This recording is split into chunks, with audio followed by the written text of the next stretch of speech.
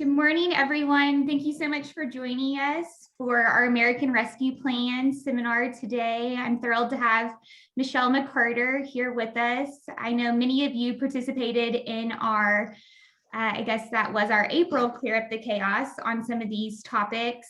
And it was such a big discussion that we decided to do an additional virtual seminar on just this topic because we ran out of time and there were so many great questions. And so I really do encourage each of you to ask questions. We all learn from one another in the questions asked. So don't be afraid to ask questions. Feel free to send those questions to me via the chat box. And we have extra time today with Michelle till noon actually. So feel free to ask as many questions as you have on this particular subject. So Michelle, we're thrilled to have you. I want to go ahead and kickstart things close to on time. It looks like we're a minute off, but go ahead and start on time so we have plenty of time to get everything covered. So I'm going to hand things off to you. Okay, great. Thanks, Elizabeth, and thanks for all the opportunities to work with you through the years. It's really been a pleasure. So I want to get started today with just letting you guys know what the agenda is. So we just really wanted to dive deep into the COBRA subsidy. So although the American Rescue Plan Act covers a lot of different areas, we're going to focus on COBRA subsidy today. And we are going to touch on the other things that it did with the unemployment benefits and the expansion of the paid leave and then the retention credit. So just want to get into that right away. And as Elizabeth said, you know, we're going to have plenty of time for questions. So want to be sure that we get to that. Sorry about all the bouncing. I thought that I fixed this. Okay, I'm just going to put them all here because this is distracting. Okay, so the first thing I wanted to say is COBRA. So just brief recap, it is Consolidated Omnibus Reconciliation Act, and it's been around since 1985, and it allows for people, employees, once they leave an employer, to be able to continue their group healthcare coverage. And it doesn't allow it just for the employee, but for whoever they covered. COBRA as a law kicks in when an employer has 20 or more employees. So the way that most laws work in the employment setting is it's based on how many employees an employer has. And then that's the threshold that, you know, requires you to do certain things for compliance, regulatory compliance. So COBRA is the right, it's mandatory for you to offer it. There are a few exceptions we'll talk about here today, but just to be able to go into the coverage. Now, obviously the subsidy means it's free health insurance for everybody for a 6-month period. And this is the part of the American Rescue Plan Act that's mandatory. I think so many of us were worried about what was going to happen on the paid leave side that when we saw that that was optional, we just kind of thought, okay, we're good. But there are mandated requirements for the subsidy and there's deadlines. So we need to be sure that this is on our radar. The other thing that we need to be concerned about is that this act also covers mini COBRA. So as employers, you know, we're bound to follow whatever the federal or state, sometimes even local laws as they apply to our business, whether it's a specific industry or whether it's based on just general employment and your employee size. So if you thought you were out of, you know, oh, I don't have to listen to this part, I can tune it out because I have less than 20 employees, you would be wrong, because in the state of Texas, we do have what's loosely called mini COBRA, state continuance. There's also many, you know, pretty much every state has it. I know that I think we have some people that also work in Oklahoma, Texas, Florida, Louisiana. All of those states have a mini COBRA or a state insurance continuation plan and a requirement, which they call it mini COBRA because it's essentially the same premise, typically the same reasons. Many times it just kicks in if you're a small employer and you would not fall under COBRA. But in the case of Texas, it can also extend the time ex-employee is allowed to be on this COBRA. So COBRA on the federal level typically goes to 18 months. Well, with the state continuance in Texas, you can extend that further.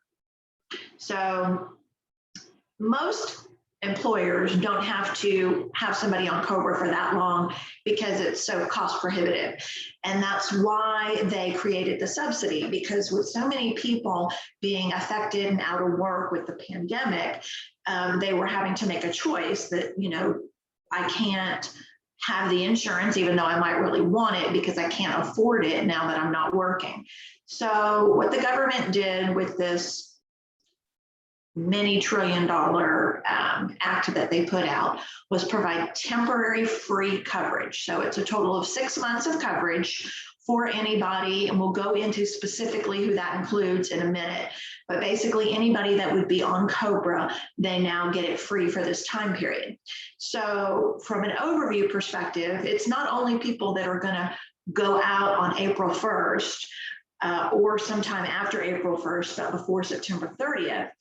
But think about it in terms of people that had to make that decision to say no to health insurance. We're going to go back and we're going to give them a special election able to sign up for the coverage, because now we have new information to share. We have new information that might change their decision. So that's why all the new requirements come along with this. So we're going to dig into exactly who is eligible. But the way that this particular act refers to these people is assistance eligible individuals, or AEIs.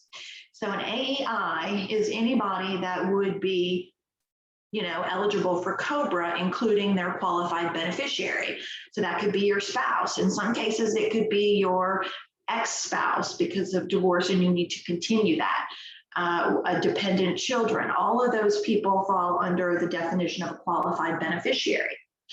So when we look at COBRA or mini COBRA, we look at why did they lose coverage, because that's essentially what it is. So there are times that you can lose coverage and still be an employee. So under COBRA, and mini COBRA, you're going to refer to these things as qualifying events. So lots of you outsource your COBRA to a third-party administrator, but the burden is still on you as the employer to make sure that you're following the requirements.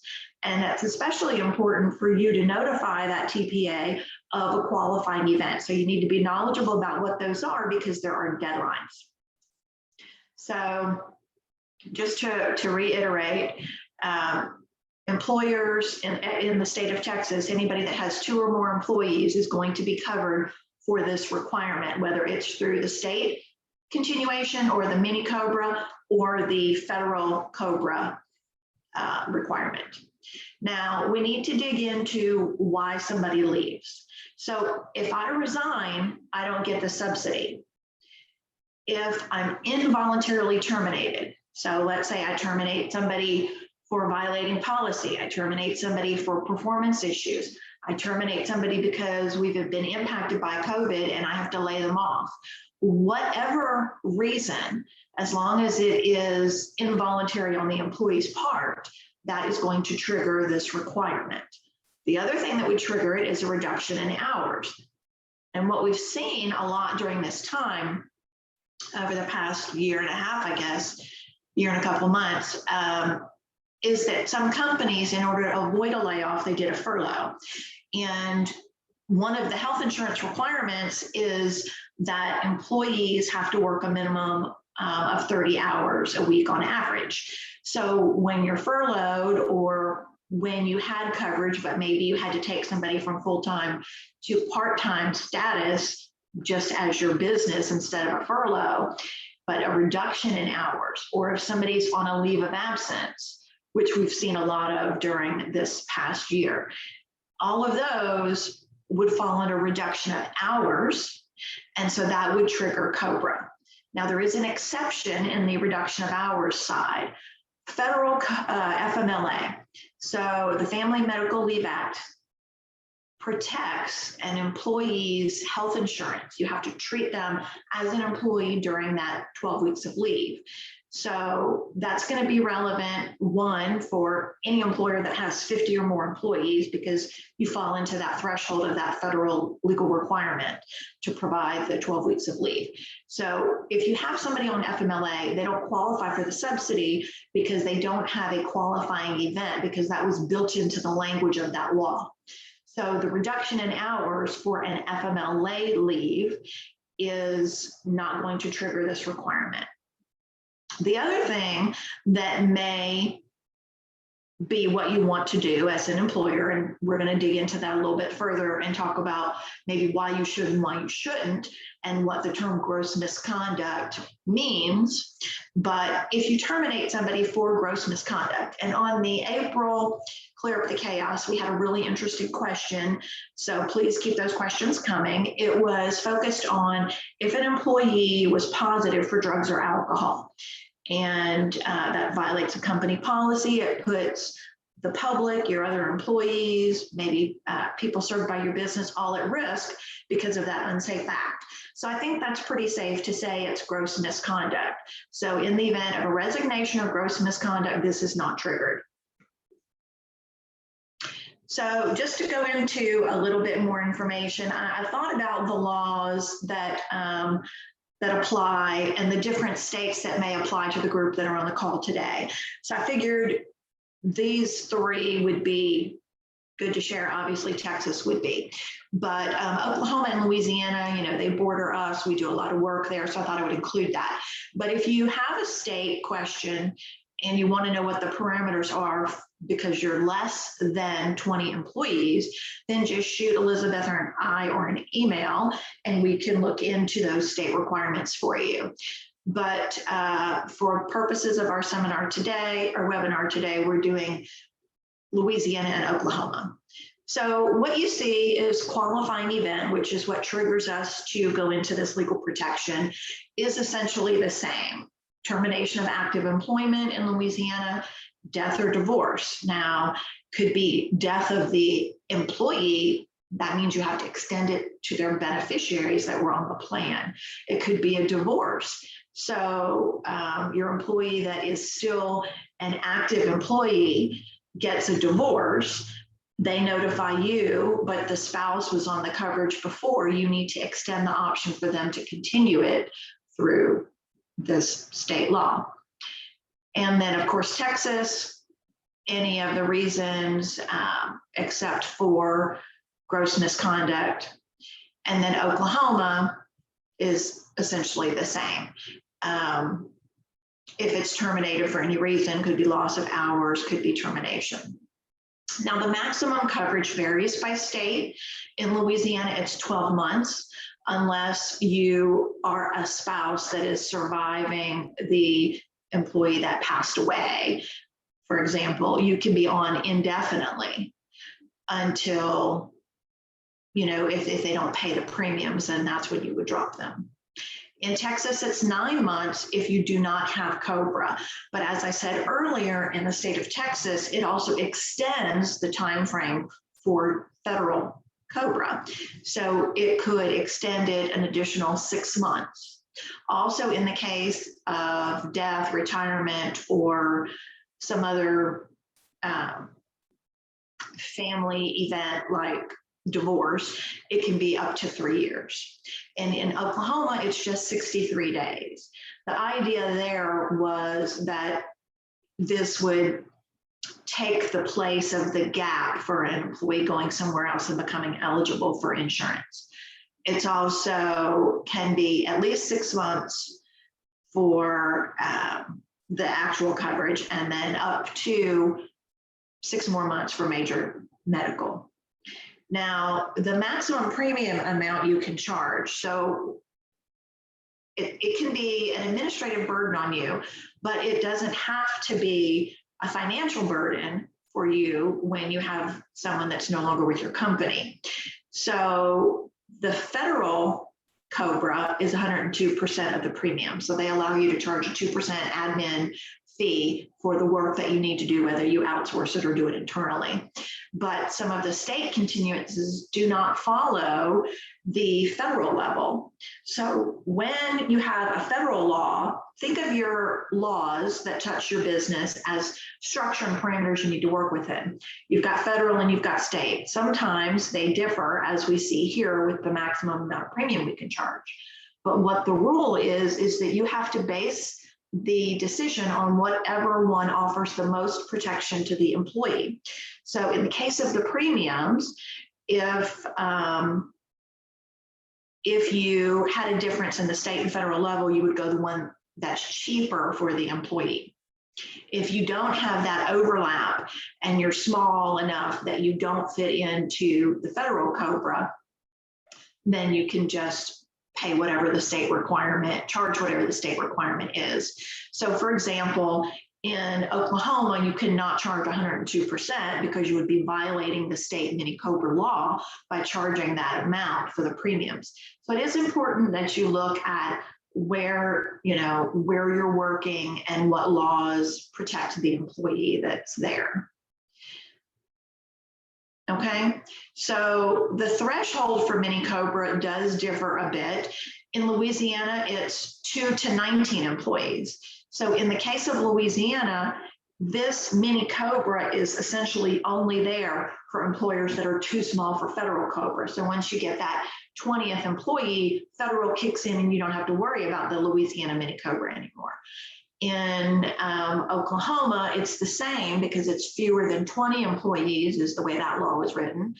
And that's essentially for COBRA. So Texas is unique out of these 3 states in that it allows you to extend coverage even when federal COBRA applies.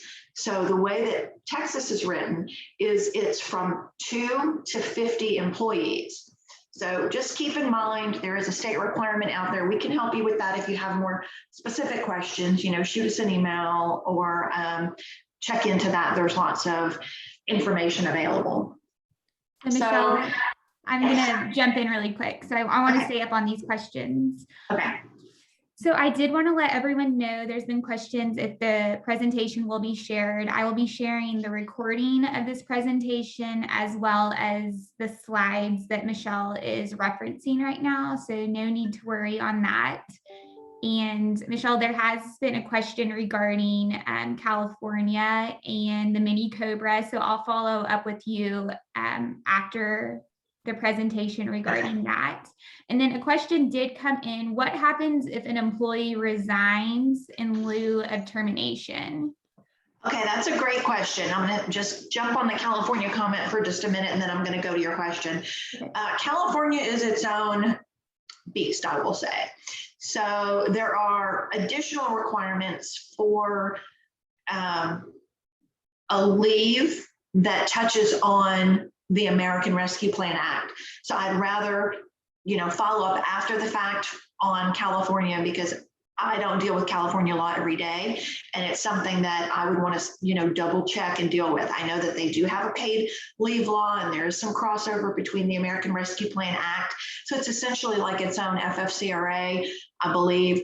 And then there are also local laws in California. So depending upon which city limits you're in or municipality, other requirements may apply. So for a resignation in lieu of termination, so the way that they look at it is who is ultimately responsible for the outcome. So if you're in a meeting with an employee and you're addressing a performance issue, you're the one that prompted that meeting as the employer. And then you're faced with the conversation that, you go back and forth, and for whatever reason, you're going to allow them the opportunity to resign, or they would prefer to resign in lieu of termination. So what they're saying is they don't want a termination to go on their permanent record or be that way for references, but in the eyes of the law and TWC, the voluntary or the involuntary falls on the party that first brought up the topic.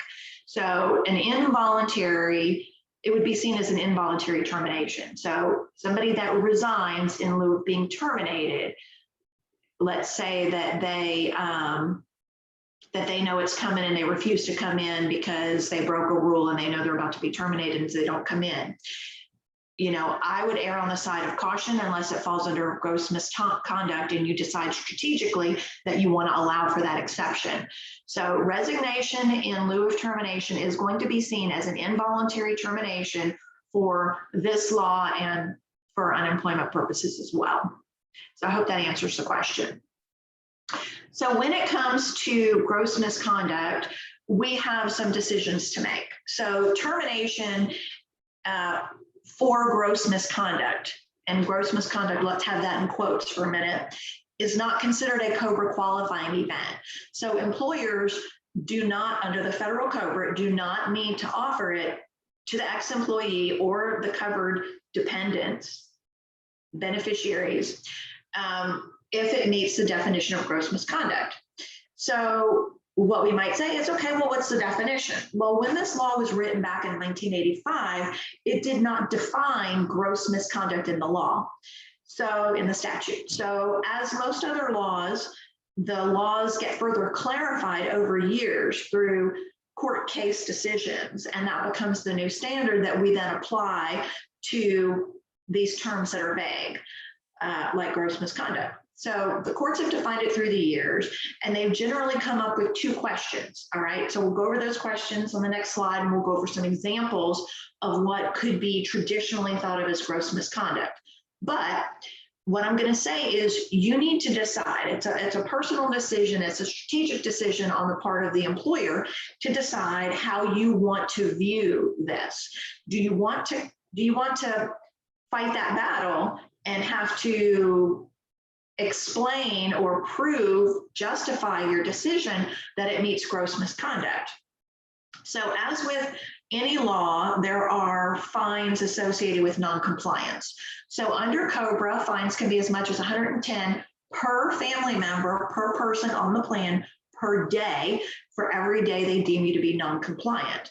So you can see the cost if you make a sweeping generalization of gross misconduct that is outside the scope of how the courts see it, then you could have a significant financial burden on you as an employer for making a decision that may not go your way if challenged.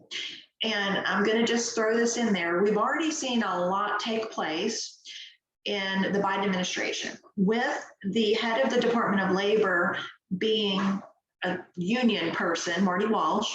We are going to see more and more pro-employee decisions. We're going to see greater union organizing attempts, and they've already developed a task force to deal with that. And they're looking at bringing back being able to unionize micro units. So for an employer, that tells me I need to take a very conservative approach on whether or not I want to use gross misconduct as an exception to this requirement. And if so, I need to be very limited in my scope as to what defines gross misconduct so that I'm ready. So as with any decision, you need to be cautious, apply it consistently, and have backup documentation to defend your position. The employer is always going to have the burden of proving that they were compliant to whatever those requirements were and they didn't violate any laws like discrimination or retaliation, anything like that. One of the ways you can reduce your risk if you want to use the gross misconduct exception is to define what you consider to be gross misconduct in your policy manual, because that is your one consistent way that you explain your expectations to all of your employees. So if you put it in there and it meets what the courts look at, which we'll go into in a minute, then you have a better chance of being secure, being confident in your decision, and less worried about any kind of finances. And then, or your other exception would be to be safe and not apply the gross misconduct exception. So gross misconduct, as I said, the courts have narrowed it down to what they think. So they still don't have a quote unquote definition for gross misconduct, but they have a criteria that they use to decide if something is going to meet that term and meet that exception.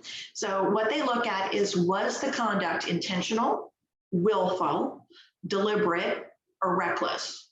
Was it performed with disregard for the consequences of what that might be? Was the purpose of it to cause harm, or would it result in something against your best interest? So I would think a workplace violence incident would easily meet this question in the eyes of the court. So if an employee brought a weapon in, threatened somebody, something that's serious, and you have good proof of that, then I think that would meet this criteria that the courts are going to look at if your decision to deny coverage or deny subsidy is based on gross misconduct and you get a complaint that you need to answer.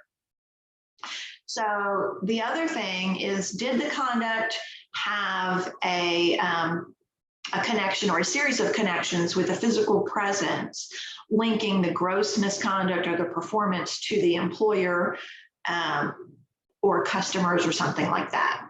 So to me, that's a little bit tougher situation to meet. So I'm more comfortable with the first question that they're asking, to use that as a basis. So again, my recommendation would be for you to apply the gross misconduct exception very conservatively in your decisions. So generally, employers deem gross misconduct to be, physical fighting, abuse, threatening physical harm to the workforce or to clients or something like that. And again, it comes down to proof. So if you have one employee's word against another employee's word and you investigate and you can't validate that it happened, and there's no eyewitnesses with other statements to validate one story over another, there's no video, there's no proof, whether it's a photo, a video, an email, a text, then I would say, even though somebody might have fought, you're not in a very good position to be able to defend that. So I probably wouldn't apply the exception in that scenario.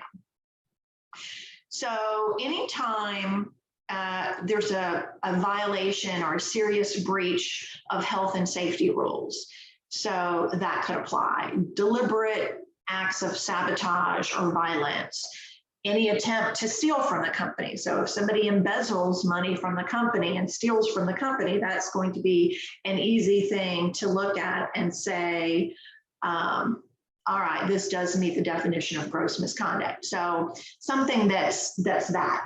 Also, it's not just general insubordination that's deemed misconduct, it would be significant misconduct. So misconduct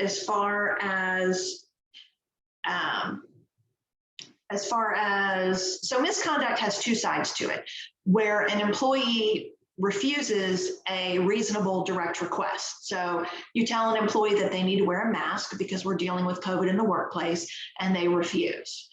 To be able to consider that gross misconduct, I would have to have a discussion with them. I would have to document the reasons why. I would explain why, they're face-to-face with customers, they're dealing face-to-face with employees that maybe have weakened immune systems. Maybe the public that you serve is nursing home residents, things like that. You can see that it's a lot more serious versus an employee that doesn't want to wear it in a place where they are distanced 6 feet and you don't hold everybody else in your business accountable for wearing a mask. So do you see the difference? The other difference might be sometimes as employers, when we think somebody has been sarcastic or disrespectful to us, we call that insubordination. So that is a tougher type of insubordination to prove. Now, obviously, we have significant ones where somebody comes in and curses out and gets belligerent or aggressive with the owner of the company. I mean, that's obviously insubordination. But if you're going to say somebody rolled their eyes and didn't respond to me or didn't look at me or spoke to me in a disrespectful tone, that's going to be a much harder form of insubordination to prove. So significant level of insubordination would be what I would consider gross misconduct, not just run-of-the-mill somebody being rude, disrespectful in their language or the way they approach somebody, especially when it's a conversation that they're not going to be happy about. So just keep that in mind and be conservative in your approach. Now, obviously, unlawful behavior, such as harassing somebody, sexual harassment, things like that. But again, it goes back to what you can prove. And we already talked about the drug and alcohol, and especially in the position of a safety sensitive position, I think that's easily defined as gross misconduct. Michelle, I'm going to jump in. Sorry. How far back does an organization have to go back, or is this starting on April 1st of this year? Can you give some guidance on that? Sure. We're gonna dig a little bit deeper on that, I think, on this slide, actually. But essentially, good timing. But essentially, you have to look at one. Basically, we have new information. So the people that are still in their COBRA election period, and the people that are, because that's 60 days, and the people that are still in their COBRA enroll, maximum, what's the word I'm looking for? The maximum amount of coverage that they can get. So if they're still in their 18-month period. So when people are still in that group and they have that protection, the information to make their decision is now different. So we have to go back and share new information with them. So the new information is that you can get 6 months free of COBRA premiums. So it is going back. It's going back to people that terminated before 4/1. It's going back to people, and if we count back, 18 months from now, or from April 1, it's going back to November of 2020 or 2019. I have to count, 2019, because it would be a year, more than a year. So we have to look at that. We also have to, let's say that you sent out election notifying people that they have the right to elect COBRA. You send it out in January and the law comes out April 1. You have to go back to that person, because when you sent it out, they didn't know that they might have 6 months of free coverage. So think of it in terms of that. So one of the things I want to be sure that I cover on this slide is that the loss of coverage does not have to be COVID related. It does not have to be you laid them off because COVID impacted your business. It does not have to be that they got ill because of a vaccination and they could no longer work and you had to let them go because their leave expired. It doesn't have to be for only that. It is any involuntary termination, unless you want to choose the gross misconduct exception. And so we need to keep that in mind. The premium goes for those AEIs that we talked about. So qualified beneficiaries who are already in COBRA. So let's say somebody elected COBRA in January. You sent them all the paperwork and all the rules that applied in January. Now the rules are changed. So we've got to send them the new rules. So we've got notification requirements, and they've got the right to benefit from this 6-month window of the subsidy. Also, people that are eligible, but they haven't enrolled yet. So if they're still in that 60-day time frame where they can decide, then they're eligible. If you let somebody go tomorrow, they're eligible. So it's really anybody that's still within that window of the coverage. So if somebody, let's say somebody was on the plan, let's say that they joined, that they elected COBRA in December of 2020, and they quit paying premiums in February. Again, they're still in that 18-month time frame. They had it, but they let it lapse. Likely, they let it lapse because it's so expensive to continue, and their financial situation has changed. So the government is saying these are the people that we want to protect with this subsidy. So we need to go back and let them know you can choose to continue your coverage. It doesn't extend the eligible time frame, but it offers assistance if you want to have the coverage. So anybody that has time left under their COBRA continuation period. So as I said, it could be 18 months. In some cases with disability or some states, it could be longer, it could be 36 months. So keep that in mind. It could be longer, but I would say generally speaking, 18 months is going to be your look back period. So when we talk about the subsidy, I know that a lot of employers are like, I do not have the funds. You know, we have been dealing with unusual economy. We've been dealing with challenges left and right. I can't afford anything else. Well, the subsidy is not coming out of your pocket. It is being reimbursed to you through payroll taxes, just like we saw with FFCRA from the federal government. So this is part of that however many trillions are being spent on this American Rescue Plan Act. That's part of what's built in. So the government is footing the bill. But the practical application is that you can't send the COBRA premium bill to the government and expect them to take care of it. So you've got to step in, you've got to pay for it, you've got to keep documents showing that you've paid for it, and you've got to apply for that reimbursement. So, you know, whoever normally pays, the easy way to look at it is whoever normally pays your health insurance bill for the people that are on COBRA is who needs to pay for this, continue to pay for the bill, and you file the reimbursement for with the tax credits.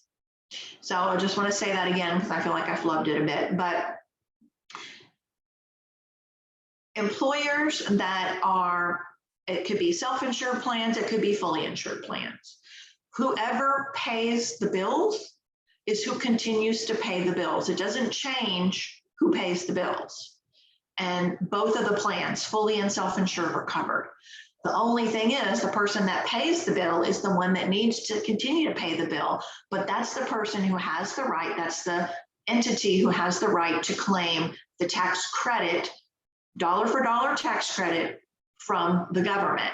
So when you're doing your quarterly payroll taxes, you can take the amount that you paid for the subsidy and you can charge it against your taxes. So if you paid $500 in the COBRA subsidy for the last quarter, then, or for this quarter, then you take $500 off of what your payroll tax burden would be. But just remember, you need to keep your detailed documentation. You need to justify that you were right in taking the credit, and to show, also to show compliance to this mandate under this new law that we have to deal with. So some of you, that the other part of this act that we're going to get into later is the extension of paid leave on an optional basis. So as an employer, you know, you have to make that individualized decision based on things unique to your environment, the jobs that you do, you know, how your workforce has been impacted, things like that. So if you decide to extend the credit, you might be saying, well, I don't pay as much in payroll taxes as I'm going to need to get the paid leave and then now to get the COBRA subsidy. So in a case like that, if your credit is going to exceed what you would spend in payroll taxes, it'll be treated as an overpayment and refunded to the employer. You can also seek an advancement of the credit. So all of this is what I would consider CPA level accounting, you know, responsibility. So keep accurate records. I mean, we can answer basic questions about that, but ultimately you need to have a tax professional for any deviation you're making. If it's not an exact, I spent $500 for so-and-so's COBRA and I'm going to get my tax credit. So you've just got to keep accurate records, and you need to keep in mind that you could be audited. So you want to have that readily available, whether you keep it electronically, maybe keep it hard copy too. You can keep it in employees' medical files or the personnel folders, you know, the terminated ones, but you should also keep it where you keep your tax records, so that you have in one place all the credits you took and you don't have to scramble or try to remember, you know, 5 years into the future, who got that credit, because that's also something that this act did was extend the time frame for the IRS can go back and audit you to see the credits that you've taken. So if you already have that AEI, that assistance eligible person, if you already have somebody that paid COBRA for the month of April, let's say, because they elected it in like February, and they've already paid their April premium, you can either refund them the money or apply it to a future payment, but they still have to get the subsidy. They still have to get the free coverage for that particular month during that 6-month period. So we're talking about, you know, April through the end of September. They also have to be issued the refund within 60 days. So if, like, let's say they paid, you've got 60 days to decide based on when it happened, if you refund it or if you apply it for a future payment. So I hope that makes sense. If there's not any questions so far, I'm going to move on to the deadlines, but we're still talking about the COBRA subsidy. Okay, so I do have some questions that have come in. So the only situation where someone who is involuntarily terminated is if it was if it were gross misconduct, is that correct? Yes, if somebody was involuntarily terminated and you feel confident meeting the gross misconduct definition that the courts are going to look at, then that exception is available to you. And, you know, we did talk about some specifics that I think would be no-brainers. Just make sure you have documentation to show that. An employer is always going to have the burden of proving what they did. Employees always have the right to say that you violated their rights, and then you have to answer that complaint, whether it's a lawsuit, whether it's the EEOC or even TWC. So, you know, I would have good documentation to support it, but yes, you can use the gross misconduct exception.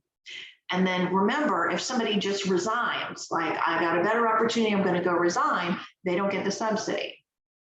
Okay, so that was the next question. What if an employee elected COBRA, but then termed employment due to finding a different job? I would dig into the details a bit. If you didn't reduce their hours, that's causing them to go find full-time work, then I think you're safe and that they resigned and you don't need to offer them the subsidy. If you told them we're going to be laying off come May 1st, and then they went and found another job, then you're technically the party that started the separation conversation, even though they ended up finding another job and left. So I hope that makes sense. I think that you need to look at it that way based on what I've read and based on the way that I think the rulings are going to go during this administration. Okay, perfect. Thank you. And then one additional question. Are you aware of any claims made against general liability policies based upon COVID-related illness or death?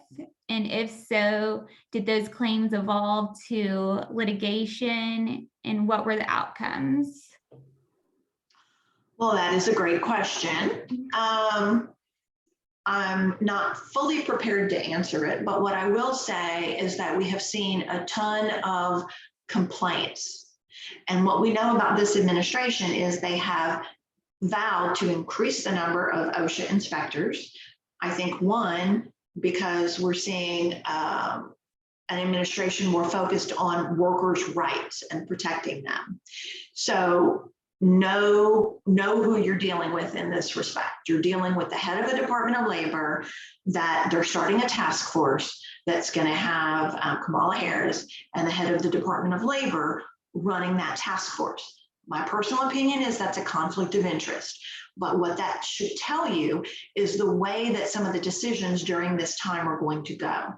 So OSHA complaints for COVID exposure have been on the rise, tons and tons of them.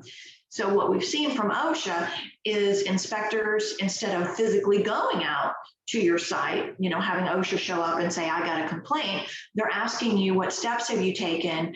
They're telling you virtually, here is a complaint that we got, is this accurate? What's your answer? So you have an opportunity as an employer to say, no, we take this very seriously. This is our policy, here it is. This is our practice, here it is. We've written people up for violating, here it is. This, if they tell you the name of the person, this particular person refused, blah, blah, blah. This particular person traveled and lied to us about it. So we quarantine them, whatever the case might be, you're presenting your reasons for making that decision. So I think that as a party to that, and this is my opinion, if somebody has a death or a severe illness related to COVID, that could be seen as an OSHA illness.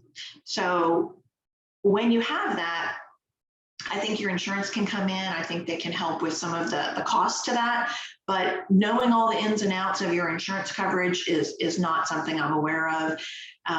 Having a tremendous amount of knowledge about how those general liability plans work is also not my area of expertise. So I can't say for certain, but what I will say is that if there's a chance that they got sick by working or they died by working, then that falls under OSHA. And then I think that falls under your liability. So depending upon the coverage that you have, it would make sense to be covered for something like that.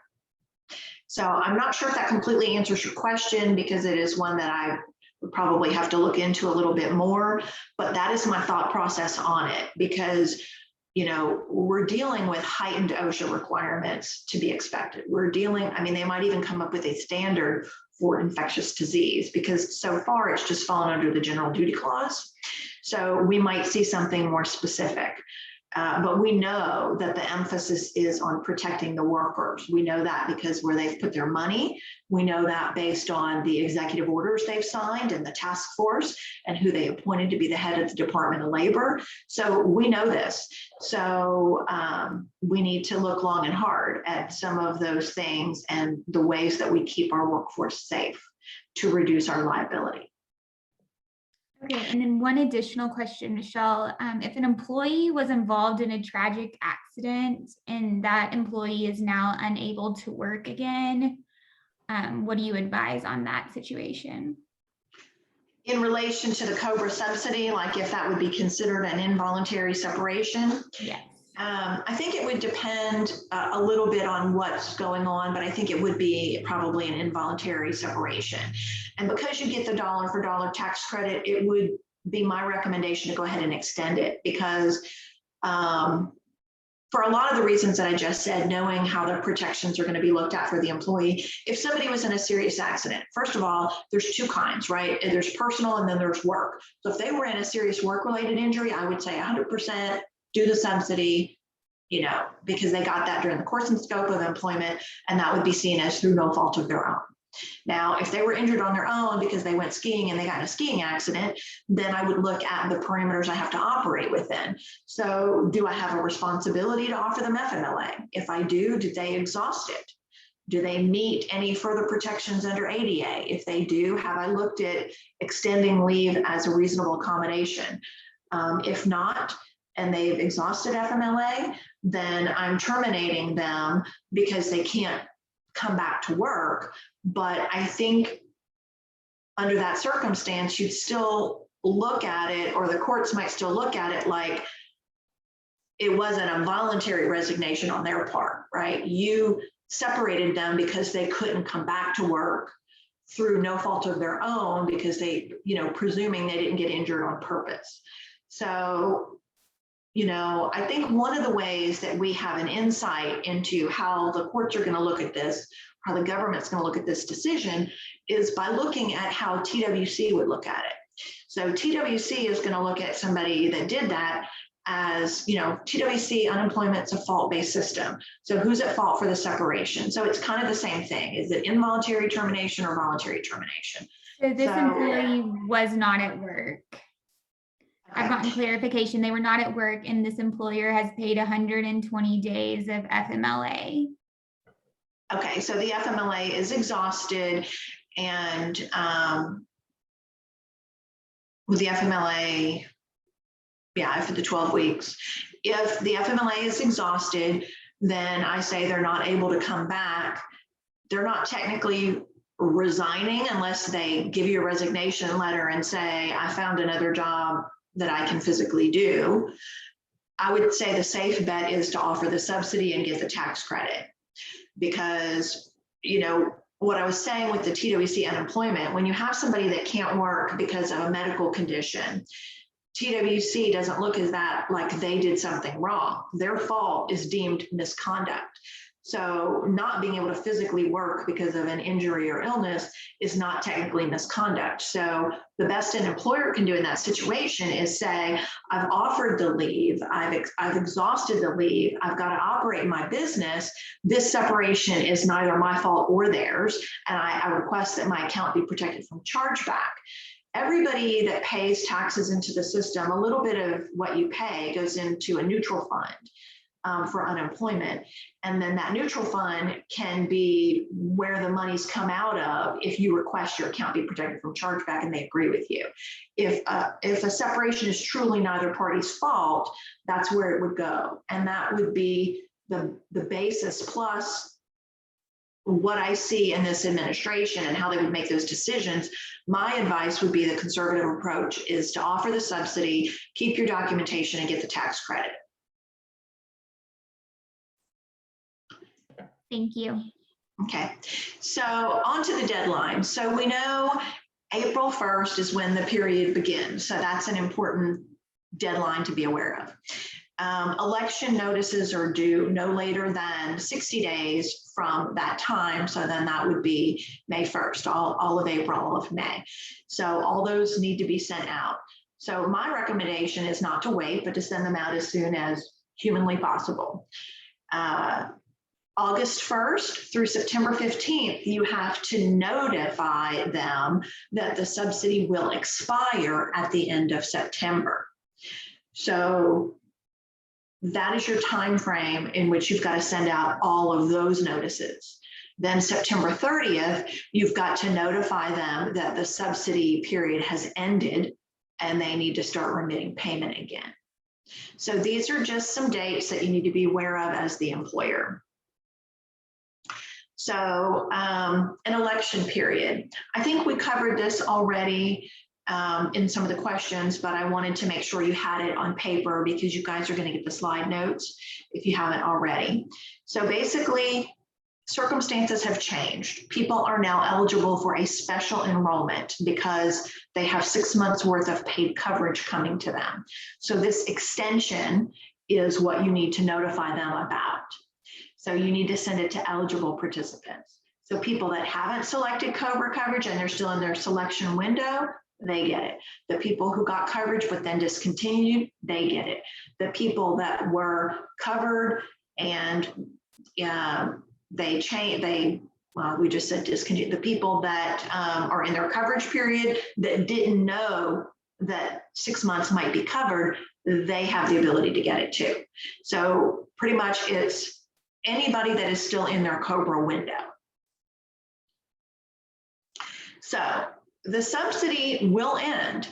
It will either end on September 30th, unless a new law comes into play to extend it, which we've already seen the CARES Act, the CAA, and then the American Rescue Plan Act. So we already have seen a pattern of things being extended. For right now, it is due to end on September 30th. Or the subsidy would end just like COBRA coverage would end if they become eligible for another group health plan. So if they join another job and they've satisfied their waiting period of typically first of the month following 60 days or 60 days, it could be less, then that's when the subsidy ends. If they become on their spouse's coverage, if they become eligible for Medicare, if they reach the end of the 18 months or the extended time frame that may apply, So those are all the reasons that the subsidy will end or could end prior to September 30th. So again, you need to be aware of these things. You need to keep the lines of communication open, and then you need to take action if one of these things exists. And then I would have documentation to show it, because they could make a complaint that you interfered with their COBRA subsidy rights. And we've seen that fines could get expensive. They could be charged $110 per day per person on the plan for non-compliance. So just make sure that you keep that, you keep some documentation to defend your actions that you would take. So if somebody does this, they need to certify on the election form that they're not eligible and that they're going to notify. So some of you might be thinking, well, the employees are not going to be honest because they're going to get free health insurance. Well, they're basically signing when they elect COBRA. There's language in there that says, you know, I certify that I will notify if coverage becomes available under blah, blah, blah. So failure to do so can be a tax penalty level levied against the ex-employee. So that language is in the notices. So I know that people are going to find loopholes where they can, but keep in mind there is that language there. And if you find out of that they violated that thing that they've signed, that is fraud. So you can pursue that. But again, you know, just be sure that you have documentation that will prove your side of the story. So we've been talking about this now for over an hour. As you see, there's lots of information on the subsidy, but the next steps are the notices that you need to provide. Now, one of the things that I would make sure of is this is all new. The whole COBRA game is changing if you administer it in-house. So if you're in-house, you should make sure that you have a way to track all those deadlines we went over, a way to track when you're sending the notices and how you're sending the notices, and make sure that you are compliant with the deadlines in place. If you outsource COBRA administration, have a talk with those administrators and say, what is your plan to ensure compliance to the American Rescue Plan Act? What steps are you going to take? Will you send me the notices you're going to send out? I mean, ultimately, even when you outsource administration of a law, it doesn't absolve you from the liability of noncompliance. So take that added step to make sure that the third-party administrator you're using is on their A game regarding this requirement. Let's see. So notice requirements. There are 3 notices that need to be provided to those assistance eligible people. Like I said, don't wait for the deadline to expire. Send it now, right? So what I will say is, I wanted to say something about poor performance. So poor performance is not going to be seen as gross misconduct. So gross misconduct would be your exception to this process, as well as resignation, where the employee started that resignation conversation. The Department of Labor is setting up, I think, a task force or an entity to ensure compliance to this. It might be the current COBRA, or it might have been a mechanism they put into the act to allow money to do this. But either way, the government will be ensuring compliance to these requirements. So you need to realize that you need, you know, fines are on the line here. You have an obligation, and employees have a resource that they will be able to go to. So just keep that in mind. So the first notice is the general election notice. So this is what you need to send out. This link, I don't know if it'll work when I click on it. No, it didn't work. But that is the website. Let's see if I do it this way. No. All right. So I thought if I put it, it would pull it up. But basically, the Department of Labor sent out model notices. And so I say, use those. excuse me, don't rewrite it on your own letterhead. Don't, try to reword it. Just use those sample notices. That's what the government is putting out. When you use those, you're showing good faith effort to comply with exact requirements.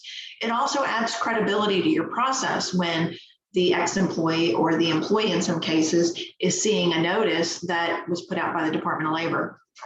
So I would just save yourself some time. You've got other things to do. Don't recreate the wheel. So the second notice that you need to send out is that they've got a special election coming. And that's what you need to send out within 60 days from April 1st or no later than May 31st. So they gave you 2 sample notices, and they can be found at these links. So again, just use those forms.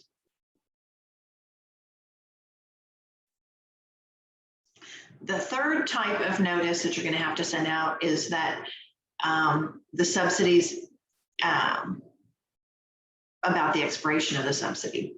So this lets people know that the subsidy is going to end. The notice needs to be sent at least 15 days before it expires, but no sooner than 45 days. And on the slides a few back, I put the date range. So just somewhere in that date range, send this notice out to anybody on there. So the notice for this is going to be at this link. And you see here that it says COBRA premium subsidy notice of expiration of the premium. So those are links. The other thing, and so it looks like I can do this link for some reason.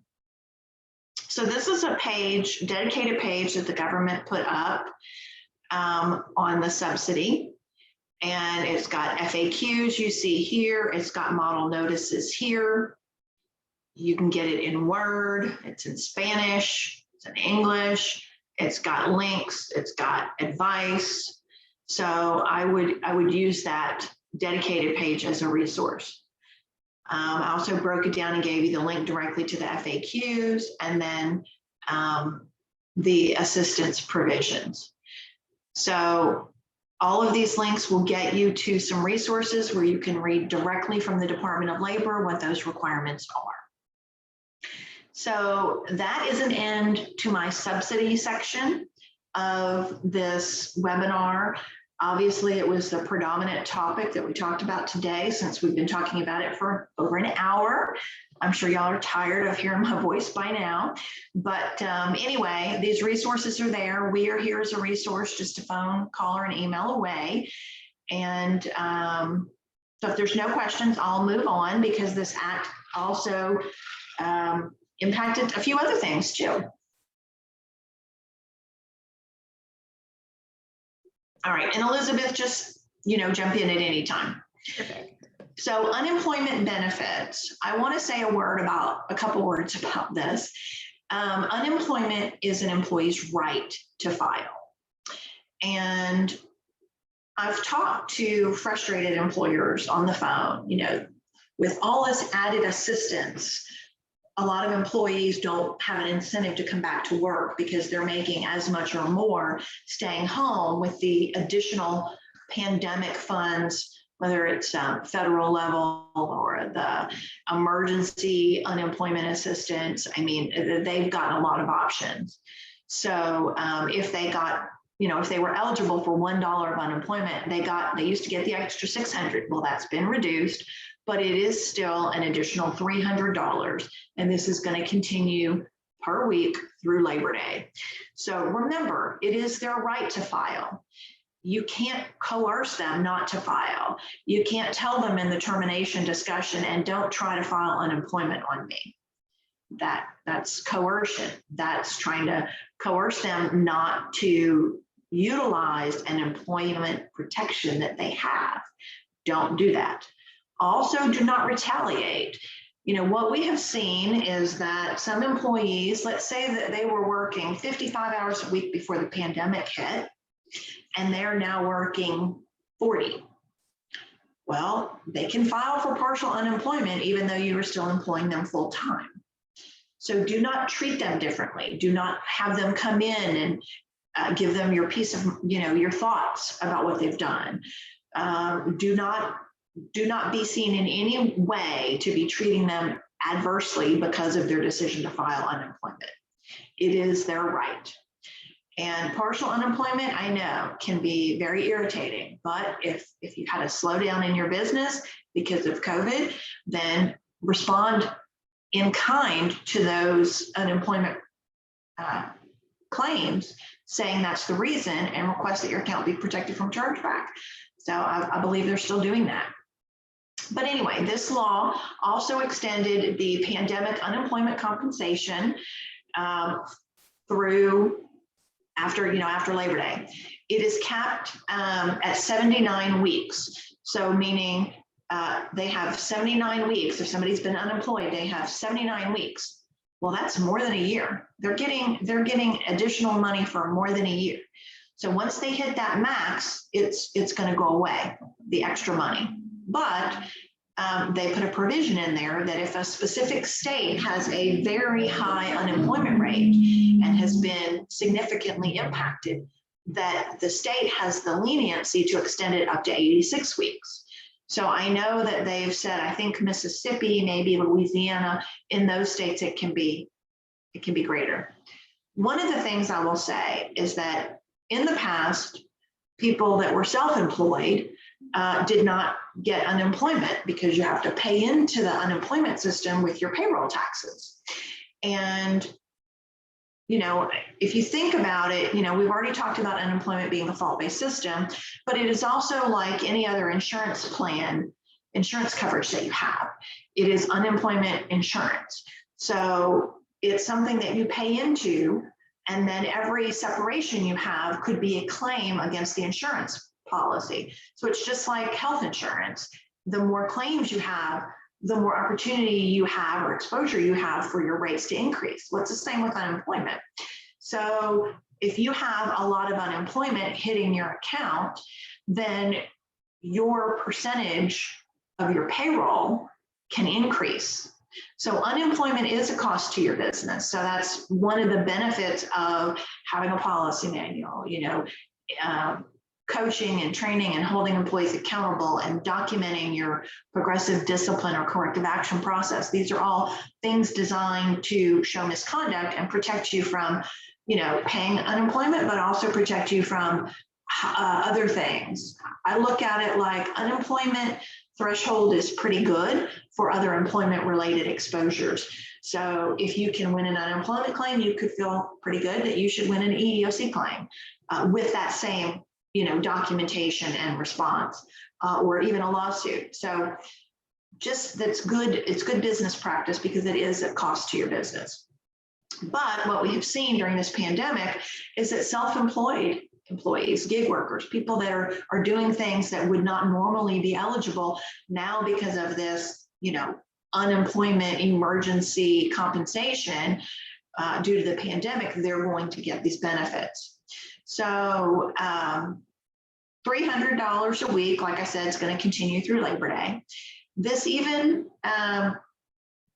mixed earners. Mixed earners are people that have a combination of maybe regular employment and unemployment. So let's say somebody is, a part-timer for you, and they also watch kids at their home on the side. That's considered mixed earners, and they would get $100 extra a week. So they're not going to get as much as a traditional earner, but they will get the $100 a week. So this law has also extended the pandemic emergency unemployment compensation for the people that have exhausted the benefits from the 24 to the 53 weeks. So as I said, it's extended it to 79. So instead of it being a year and a week, it is now over a year at the 79 weeks.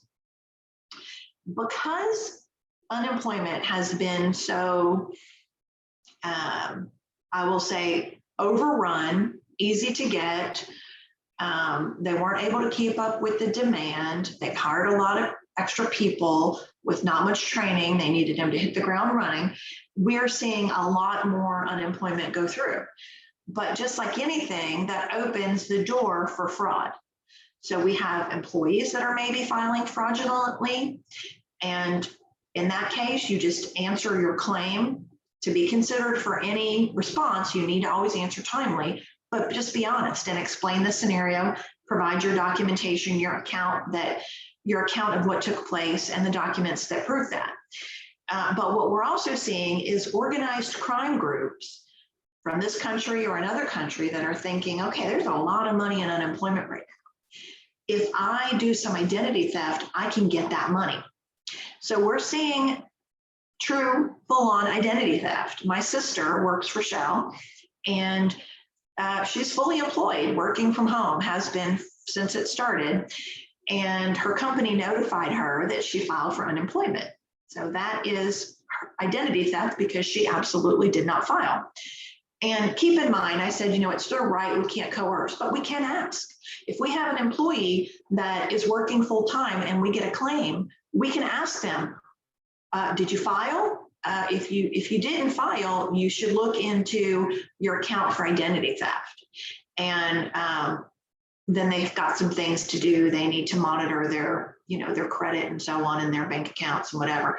But it's good for you to notify your employee. It's also good for you to take added steps as the employer to protect personal information that could be used for identity theft. So we do a lot of things online now. We do a lot of remote working during this pandemic. We do a lot of cloud-based storage, record retention electronically. It is your responsibility to make sure that those things are housed confidentially and securely. So you should have regular systems in place to monitor that information and to change passwords frequently and do steps to maintain the security of that information. The other thing that this act did related to unemployment was it exempts the first $10,000, $10,200 from federal income taxes. So when your employee files income taxes, they have to claim the unemployment benefits that they've received. So they are exempt from the first little bit over 10 grand of that. So that's not going to have to be paid taxes on. So that is one of the things that it did. It also continued the work share benefits for people that are partially unemployed. That is a whole program that might be beneficial for you, but it does depend on the circumstances. So take a look at that and see if that's something that you might be interested in. I can send you a link to that. It's on the TWC website. You need to have an account and follow their rules. The other thing that this did was it has given a lot of discretion at the state level for things like the waiting week, the work search requirements, what somebody deems as good cause to quit. So as I said earlier, unemployment's a fault-based system. So whoever is at fault for the separation is how they decide whether benefits are provided or not. So somebody that resigns has to defend their position that they resigned for a good cause to quit so that they can get benefits. Well, good cause to quit is kind of like gross misconduct. It's one of those things that, could mean a lot of things to a lot of people. So we have to look at how they're going to make their decision. So TWC actually defines what good cause to quit is, and they put some things on their website. But generally speaking, good cause to quit would be a substantial change to the employment situation. So an employee whose hours or pay have been cut by 20% or more could be seen as good cause to quit. So let's say, I would say this. If somebody says that the workplace is unsafe and that's why they quit, we're seeing a lot of leniency on that reason here. I also provided a quote, I think, on this slide from Biden's position on this. So basically, employees have the right to decline work if they have pandemic safety concerns. So just because the vaccination is here and a lot of people have gotten it, doesn't mean now is the time to back off on making sure that your business is safe to your employees. because employees can use that as a reason to leave. OSHA will use it as a reason to fine you. There's a lot going on here. So it's still well within your best interest to provide a safe working place and to continue with those safeguards that we put into place. So one of the things is an employee can't refuse suitable work. So, and keep getting unemployment benefits. So suitable work, again, another kind of vague term that we need to look at what is suitable. So keep in mind Biden's position on it. I put it on the slide. Keep in mind the state that you operate in, the state that you live in, or that the employees have worked in could have a different stance. You know, California might have a more liberal unemployment officers than Texas. I mean, I'm not really sure. I haven't fought claims in California, but you know, so keep that in mind. But that's out there. And I've already gone over the fraud. I might have put that on more than one slide. Sorry about the redundancy if I did. Yeah, I did. Oh, look at that. Sorry about that. Anyhow, that is everything that I was going to cover on unemployment. I didn't want to spend too much time, but just make you aware of a few things, because a lot of companies have called, you know, trying to get advice on how they can get their employees back to work because they're making so much money on unemployment. So again, documentation and a consistent approach is what's going to help you in this case. So if you furloughed some people and you're able to bring them back full time because work is picking up, number one, you know, thank goodness that that's the case. Number two, send them an email, send them a letter, document, point out that their job is the same as it was before they were furloughed, and you need to get that back to work. If they refuse to come back, then document that refusal, and that would be something that you could notify TWC about, because if they're going to continue to get unemployment, it's actually fraudulent at that point, and you can have the right to report fraud on unemployment. So the other thing I wanted to talk about today is a little bit of a recap on the Families First Corona Response Act. So this little graphic is just designed to show you the reasons that existed prior to the reasons that existed when the CARES Act was created. Okay, so we need to know this foundation because the American Rescue Plan Act changed some of these things. They basically added to it. So all of these things still apply. So just refer back to that. But the American Rescue Plan Act did not require paid leave. They provide the option for you to do it on a voluntary basis. So having said that, there is no longer a poster requirement. So if you have that FFCRA poster posted in your break room, take it down, especially if you're not going to extend the tax credits, take it down. But it's out of date, it's no longer required, don't post it. So what this act did was it extended it again. So I said that we've seen the CARES Act, we've seen the CAA, we've seen now the ARPA. So all of these things have extended. Well, this has extended it through the month of September. So September is a big date for all of these provisions. But essentially, just to recap, any employer with less than 500 employees. There was an exception for medical facilities, but again, there was some lawsuits, there was some clarification. It now only extends the exception to those working as a healthcare provider. So your admin that works at your hospital or your admin that works at your medical clinic was not anymore exempt under this leave provision. So it is your right, it is your option, it is a decision you should think about, you should take into consideration how your business operates, the parameters, the pros and cons of offering the extended leave. But if you do, you have to extend it to everybody that would fall under that category. So what they did was they did continue the tax credits for the employees who choose to provide it. They also expanded the reasons, and they greatly expanded the FMLA portion of the FFCRA.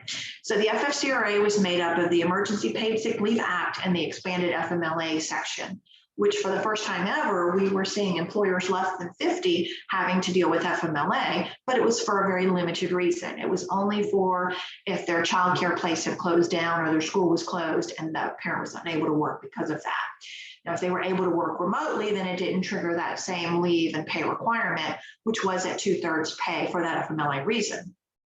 So we have seen with this act now the expansion. So if an employee is missing work to get the vaccination, if they recover from complications, now I've heard of plenty of people getting that second dose shot, being sick for a day or two, that would be covered and that would be paid.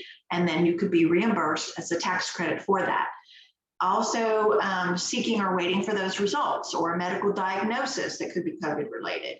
Also, if you required the employee to get the vaccination or you required them to get the test results to come back, all of those things are now eligible for the paid leave if you choose to continue it, and then you can get the tax credits because of it. So this extension did not change the 100% pay for the emergency paid sick leave reasons, and it did not change 2/3 for the FMLA reasons, but it did reset the 10 days. So if you had an employee that exhausted the 80 hours prior when it was CARES Act, they don't, it's not that they have 0, they now have, 10 more days. Some people are asking, is that exactly 80 hours? Or if they work 10 hours a day, is it 100 hours? So conservatively, it should be your average 10 days worked that the employee for you works. So it might be different for somebody in the field than it is in the office. So you should have those records and apply it conservatively. So the prior time used does not count. Also, FMLA, the paid FMLA portion, if you choose to extend this, can now be taken for any reason. Any reason on this graphic on the previous page, and any of these reasons here that we talked about with the check mark. And they have taken away the 2-week unpaid waiting period. So they are eligible for 12 weeks of paid leave, but it is capped at 12 grand. But you do get that dollar for dollar tax credit. So again, the documentation that you need to keep to satisfy getting the tax credit is very, very important. The reason that that's important is because you're dealing with the IRS, and this statute of limitations was extended in this act from 3 years to 5 years. So what that means is the IRS can come back and audit you 5 years from now and say, where's your documentation to satisfy this tax credit that you got? Were you avoiding paying payroll taxes, or can you show me the documentation that backs up you taking this? So keep your documentation organized, readily accessible in more than one place. If you keep records in your person's, like a personnel medical folder, which is recommended, that be separate from the general folder, and you've got their doctor's note, your release, the form that they were out, but that is also the same that's going to be the documentation needed for the tax credit. Keep it in the personnel file, but keep Q1, Q2, Q3 of 2020 or 2021, and have all the employees that took the leave during that time in that folder, whether it's electronic or hard copy, just so that you have it and keep it where you keep your tax records. An important provision of this act is an anti-discrimination provision. So that means that you can't section out, carve out specific employees or departments for getting this paid leave. So you can't say, I'm going to give it to my office, but not give it to my field personnel, or I'm only going to give it to people that have been here 10 years, or I'm only going to give it to people that work full time. You have to give it to everybody. If you decide to give it, you have to give it to everybody. So that is considered discrimination. If you don't, and even though it is a voluntary option for you to provide this, if you violate the anti-discrimination provision, you're going to have liability. So if you choose to do it consistently, do it in a well-documented way. communicate your decision to extend it or to not extend it to your team, and make that decision based on what's important in your environment. There are pros to offering people paid leave. It is a good way to retain your employees. If they're going to miss work and they've exhausted their PTO and this is paid leave and you get a dollar for dollar tax credit, then you are extending a benefit that you didn't have to pony up money for. So that's a pro. It's a way that you can be there for your employees at a time when they might be struggling, and then the government's paying for it as opposed to you. So yes, there's some administrative burden, and yes, there are some people that will abuse it, but there are pros to doing it, but it is a personal choice for your company to make. It could be based on the population that you serve, the geographic region that you're in, how hard hit you've been. It could be all of that. So take that in consideration and make a decision, but be sure that whatever it is, you communicate it and you do it consistently. So I believe I've covered everything on that side. There is one thing I wanted to say. So when a law comes out, we don't really know all the finer points. So it's left up for interpretation. So there's one law firm and maybe SHRM that has said, you need to do it if you're going to do it, you need to do both emergency paid sick leave and you need to do the expanded FMLA. Don't pick and choose sides. Okay. Our recommendation as Blakeman and Associates is that you either do both or you do none. Okay. But there is a law firm, a couple law firms that have interpreted it as you could do one and not the other. So again, I'm going to say take a conservative approach, pay attention to the environment we're working within these days, and my recommendation would be do both or none. So the next thing that this act did was it also extended the employee retention credit. So I put on this slide the progression that we've seen. Everything started with the CARES Act, right? Then we went to the CAA, which is the Consolidated Appropriations Act of 2020. That was the first extension that we saw in, so first the FFCRA was going to end December 31st of 2020. Then we saw that it could be continued through the month of March. That was through the CAA, right? That was what that act was. That's what that legal requirement, that's where that legal requirement came from. Except it was optional, but that's where it came from.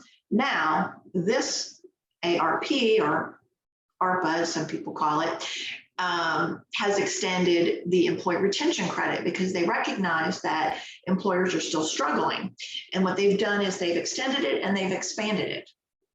So it does help to know what CARES and CAA provided so that you can kind of understand where we are now. But just in a nutshell, it extended the ability for companies to get this, but it also extended it for startups and businesses that started after February 15th of 2020. So to get the employment credit, just in very general terms, you had to see a significant loss in business over the same quarter in 2019. So if you compare 2019 and you compare it to, first quarter or second quarter of 2020, and you saw a substantial decline, then as an employer, you might look into getting the employee retention credit, which is the government giving you some money to retain your employees. Now, a lot of people question whether or not you could get the PPP loan and the employee retention credit. And there's been lots said about it, but essentially it boils down to you can get both, but you cannot double dip. So if you get the PPP loan and you're getting the forgiveness and you're using wages from this period, then you can't then use those same wages from the same period to satisfy your requirement to get the employee retention credit. So it did expand to new businesses because they don't have that historical data. What they came up with is less than $1 million over the previous 3 years. And they can get up to 50,000 in employee retention credits a quarter. All right. So the CARES Act, just if you had suspended operations or your receipts were less than 50%, then you could get it. then you could get this credit. And it could be wages and health insurance that you paid. So you could use both of that to satisfy the drop and to satisfy the amount of credit that you got. But it was capped at $5,000. Then we move on to that Consolidated Appropriations Act that just further extended the CARES Act. And it said that you could get it if your, it increased the credit to 70% of wages paid between January and June of this year, but it said that if your gross receipts were less than 80% compared to the same quarter in 2019, you can get it. Well, the American Rescue Plan kept the 70% of wages, but it extended the time frame. So it extends the credit, it picks up that June deadline, and it says from July 1 through the end of 2020, you can still get this credit. So that means you can compare wages from December, for the month of December this year versus December in the year before, or 2019. So you can, if you can substantiate that you've had a significant loss, then you might be able to get this credit.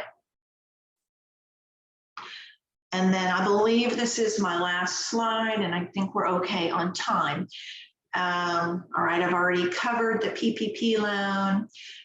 The CARES Act, it was originally for companies with less than 100 employees. And the CAA raised it to less than 500 employees. And then it's the same here with the ARP. It did define severely financially distressed employers. And so they call that SFDE for short. And so if you can show that you've had gross receipts of less than 10% of the same quarter in 2019, then your credit is allowed, even if you had more than 500 employees. So the threshold was less than 100, then it was raised to less than 500, and now the American Rescue Plan has extended it. So if you're a large employer with more than 500 employees, but you have been so impacted that you've made less than 10%, then you can get this credit too. All right, so I know that we have a little bit of time for some questions, and so that covers everything I planned to talk about today.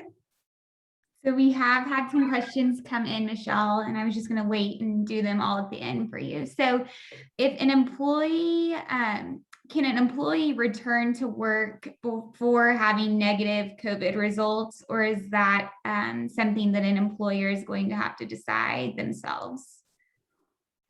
It's something that you have to decide. So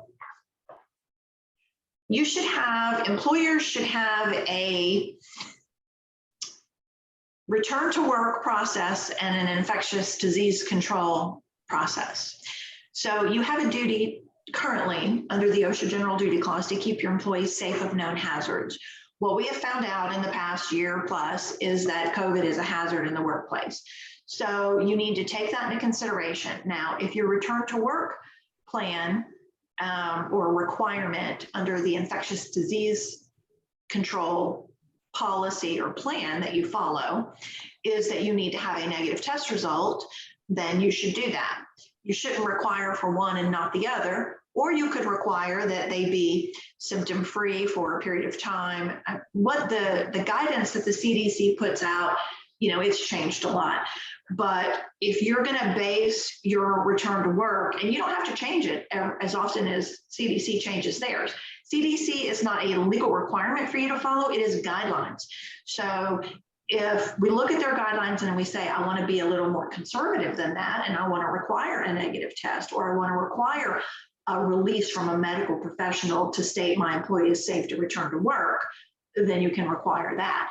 Keep in mind, whatever you require, what is the practical impact of that? If I require a negative test result, are the tests still readily available? Did my employee get a vaccination? Can they bring me their vaccination documents to show? And then that would, you know, be safe for them to return. Can have they been, you know, fever and symptom free for, you know, 72 hours? Did they quarantine the requisite period of time.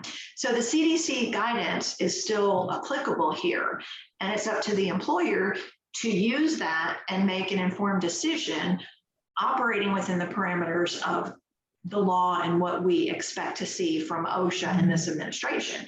So you don't want an employee to say, I'm gonna, keep in mind the unemployment we just talked about. So you don't want another employee to say, they let this employee come back and they didn't require him to have a negative test and, they found out about it through the grapevine.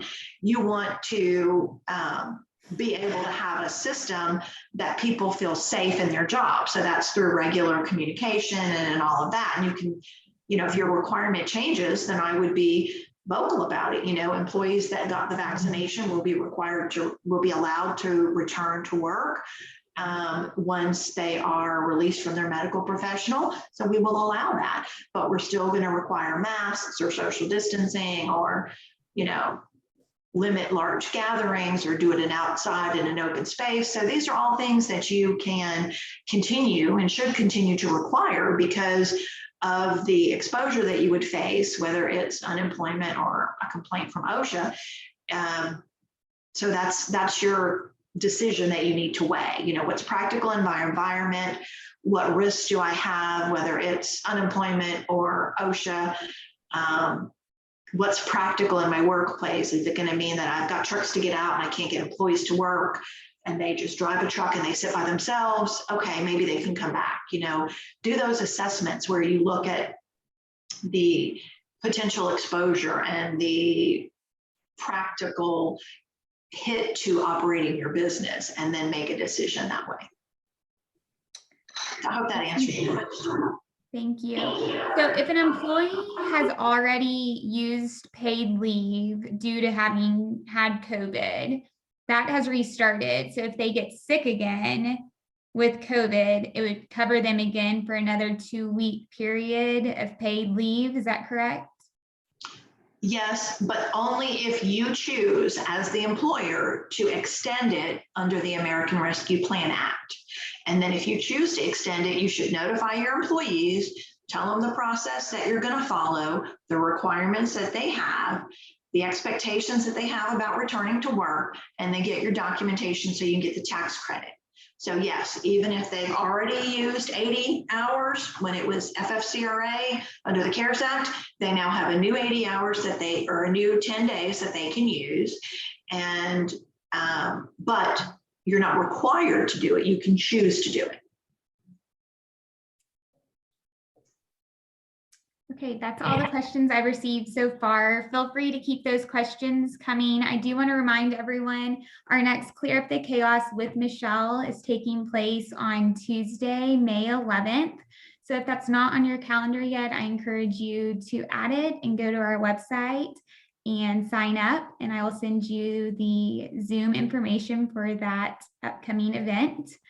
And as well, I want to remind everyone, as a valued client of NCW in Sanford and Tatum, you do have complimentary access to Michelle at any time during your week. So if something comes up and you need guidance, you can call her without going through me and get guidance. There is just some paperwork involved and short and easy and quick. So if you haven't signed up, feel free to shoot me an email and I'd be happy to send that paperwork over so you can have Michelle in your back pocket with all of her knowledge that she has. So I'm going to wait a few minutes and see if we get any other questions, but I will be sending this recording out today or tomorrow, along with the slides as well. So you can share that with your team, rewatch this with some of your leadership team. And like always, if you have any questions, feel free to reach out to myself, or if you already do have an agreement in place, feel free to reach out to Michelle. Thanks so much, and I appreciate you all joining us today. Okay. Welcome.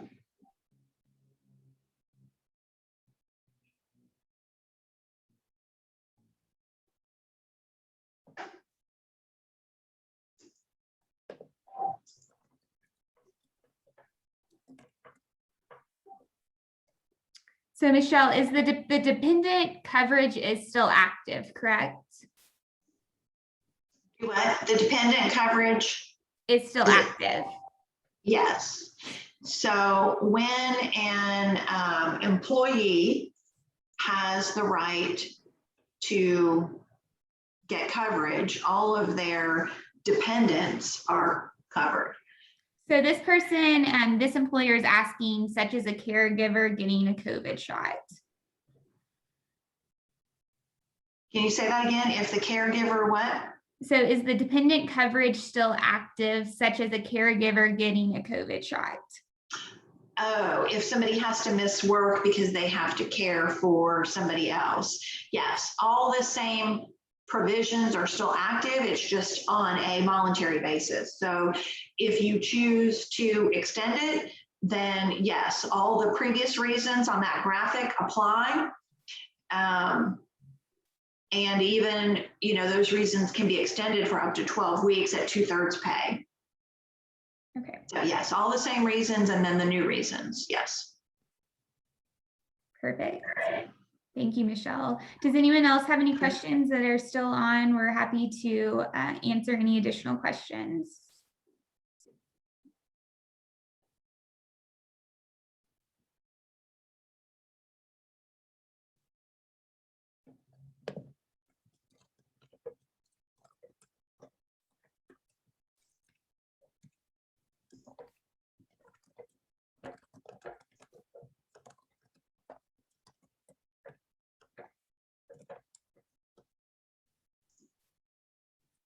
Okay, with no further questions, I'm going to end the recording, and I will, like I said, follow up with all the information.